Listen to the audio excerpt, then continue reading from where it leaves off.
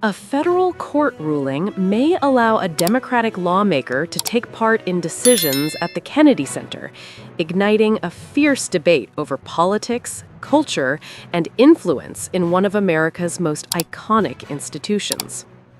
Court decision sparks debate over politics and influence at Kennedy Center. A new federal court decision is fueling controversy in Washington after ruling that a Democratic lawmaker may attend an important board meeting at the Kennedy Center. But critics warn this could blur the line between politics and cultural leadership. Why this matters. The Kennedy Center is meant to be a national cultural symbol, not a political battleground. If elected officials begin shaping internal decisions, questions grow about federal influence over arts institutions and the independence of public cultural organizations. Full story? What the court decided.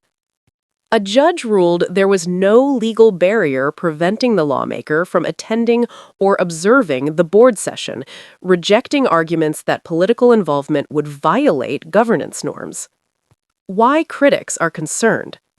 Opponents argue the move could politicize leadership decisions, influence funding priorities, and turn cultural institutions into ideological battlegrounds. They say once political precedent is set, future administrations could expand influence. Supporters' argument. Supporters claim federal oversight is justified because Congress helps fund national arts institutions, lawmakers represent public accountability, and transparency in governance strengthens trust. They argue attendance does not equal control. The constitutional angle. The debate reflects a broader U.S. governance principle.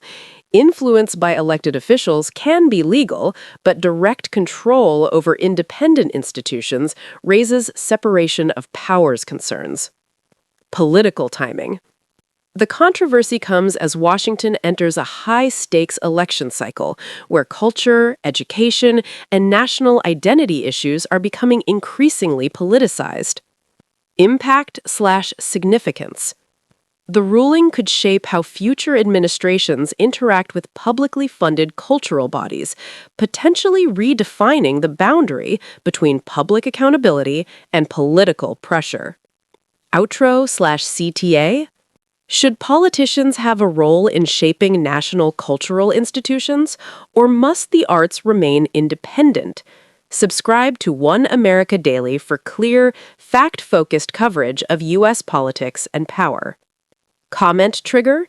Should government officials influence leadership decisions at national cultural institutions?